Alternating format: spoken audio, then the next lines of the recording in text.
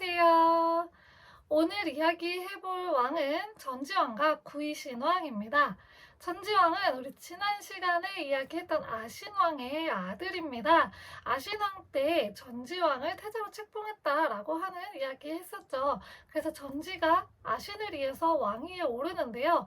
이 아신왕하고 전지왕이 교체되는 이 시기에 무슨 일이 있었냐면, 제가 지난 시간에 전지왕이 아신왕이 죽고 난 다음에 바로 백제로 들어오지 못하고 일본에 있다가 갑자기 이 소식을 들었다고 했잖아요. 그래서 이거를 이제 아신왕이 자연사한 게 아니고 암살 가능성이 있다라고 하는 걸 이제 제기를 했었는데, 전지왕은 이제 아빠가 죽고 나서 이제 백제로 들어왔어야 했죠. 근데 외에서 백제로 들어오는 시간이 있잖아요. 그래서 그 왕이 그럼 자리가 비어 있잖아요. 지금 아신왕이 죽고 나서 자리가 비어 있으니까 그 자리를 둘째 동생이었던 훈해가 그 자리를 메꿨어요. 그래서 전지왕이 돌아올 때까지, 자기 조카가 돌아올 때까지 그 자리를 지키고 있었는데, 아신왕의 막내 동생이었던 설례가 이 훈해를 죽이고 자기가 그 자리에 올라갔어요. 그러니까 자기가 내심 왕이 하고 싶었던 거예요. 그래가지고 자기 형을 죽이고 그 자리에 올라서 왕이 되었습니다.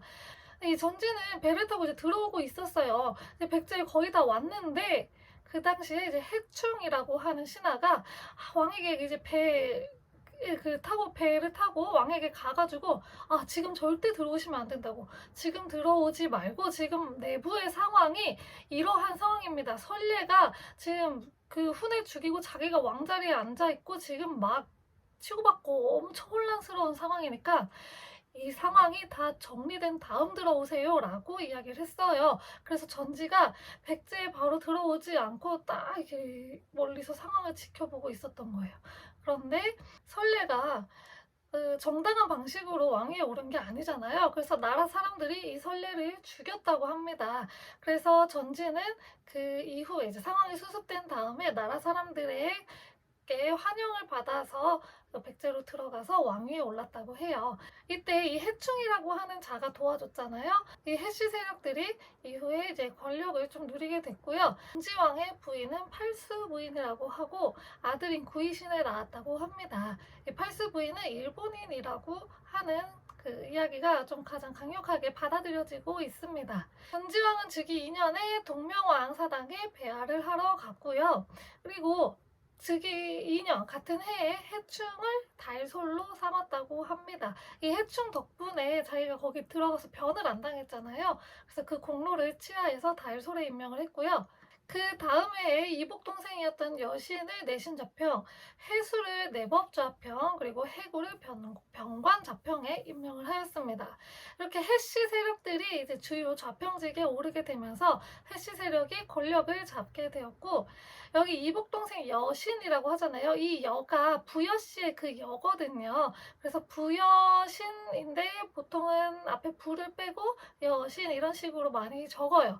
그래서 우리 이전에 막 이복 동생이었던 우복을 내신자평으로 삼았다 이런 얘기 많이 봐서 왕이 우씨였을 가능성을 제기를 했었잖아요. 근데 이 우복이라는 게 우가 성이 아니고 우복 둘 다 이름일 가능성도 막 제기를 했다고 했는데, 이 전지왕 때의 이 기록으로 보면은 여신이라고 여라고 아예 성을 다 표시를 해서 기록을 한 걸로 봐서는 우복도 우가 성씨일 가능성이 강력하게 이제 제기가 된 거죠. 그래서 이 전지왕 때 기록하고 비교해 봤을 때도 왕은 우씨였을 가능성이 또 제기가 되는 신빙성이 있는 거죠. 아무튼 이 전지왕 때는 일복 동생이었던 여신을 내신좌평에 삼았습니다.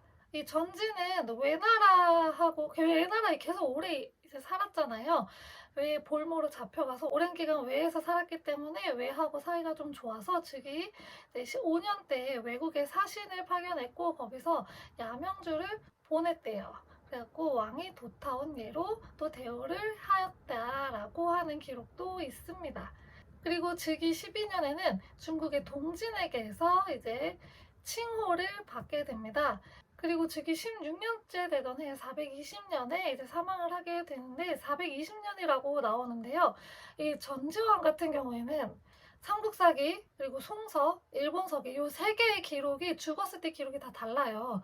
삼국사기에는 420년으로 나오고 송서에는 425년으로 나오고 일본서기에는 414년으로 나옵니다. 그래서 좀 달라서 이때 뭔가 백제의 기록이 이렇게 약간 좀 엉망진창인 부분이 조금 있기는 한데 그런 부분이지 않을까라고 이제 생각을 하게 되는 거죠.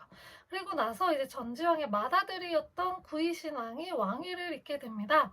이 구이신왕의 재위는 420년부터 427년으로 총 이제 8년 동안 왕위에 있었는데 기록이 딱 두 개밖에 없어요. 똑같이 즉위기사 그리고 사망기사 딱 두 개밖에 없어요. 개왕도 이랬죠. 개왕 혹시 기억하나요?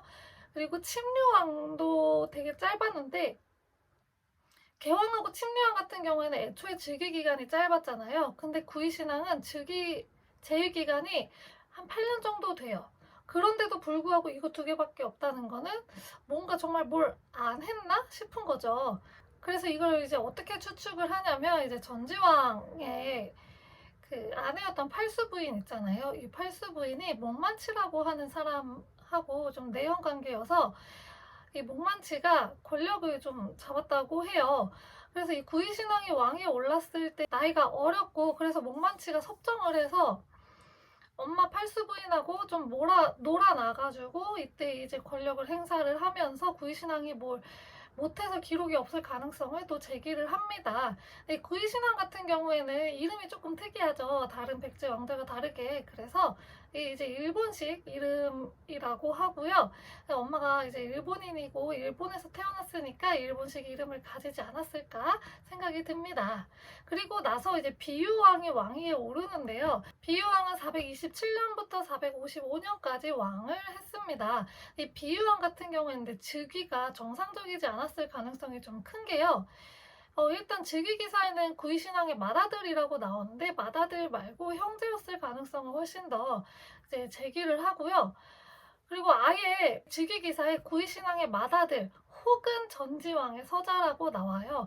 이게 삼국사기에 그동안 왕들은 확실하게 맏아들이다 아니면 뭐 둘째 아들이다 둘째 아들이 아니더라도 둘째 아들이다라고 확실하게 썼는데 이 비유왕 같은 경우에는 두 개 중에 뭐가 확실한지 모른다라고 써요. 그 정도로 고려시대에도 그 확실한 자료가 남아있지가 않았던 거예요. 그래서 비유왕은 누구의 아들인지 확실히 알 수가 없는 사람이고요.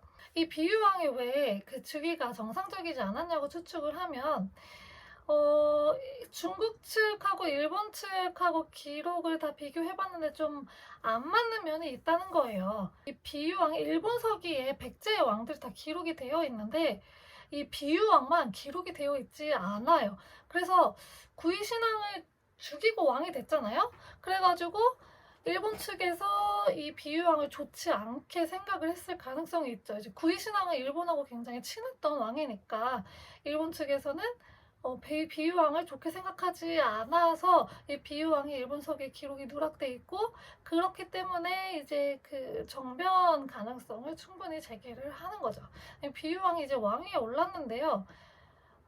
즉위 2년에 외국 일본국에 이제 사신이 이르렀는데 수행원이 50명이었다 이런 얘기가 있는데 다른 왕들과는 다르게 외나라하고 뭐 화친을 했다 뭐 물건을 주고받았다 이런 기사가 아니고 그냥 수행원 50명이 왔다 라는 걸로 봐서는 이 구이신왕 때 벌어진 일에 대해서 뭔가 해결하기 위해서 사람이 온 게 아닐까 싶어요.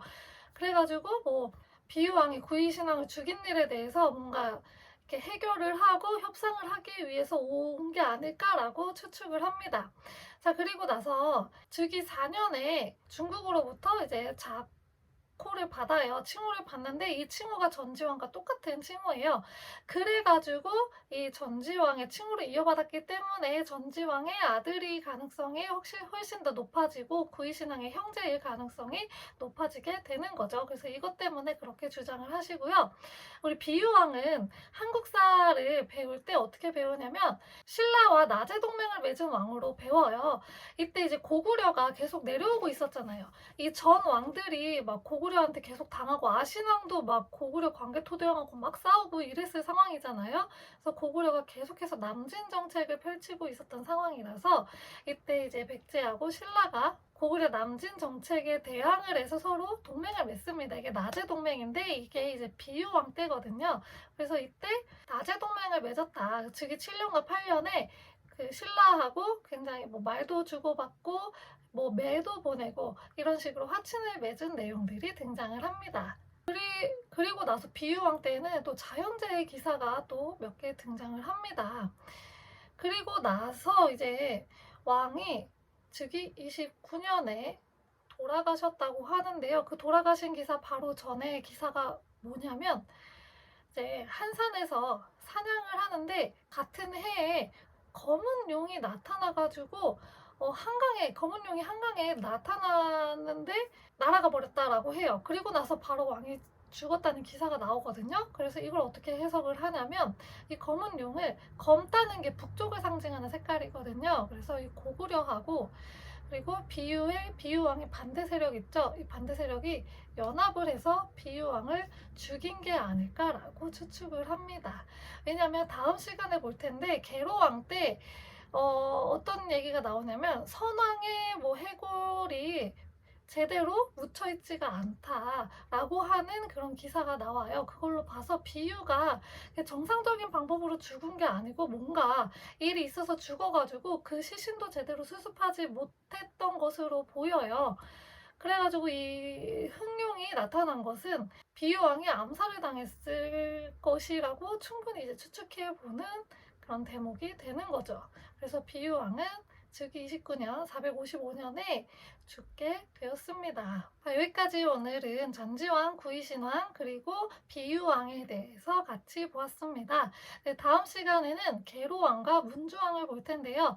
이때는 백제가 엄청나게 큰 위기를 맞이하게 됩니다. 어떤 위기를 맞이하게 되었을지 궁금하시면 다음 영상 함께 해주세요. 감사합니다.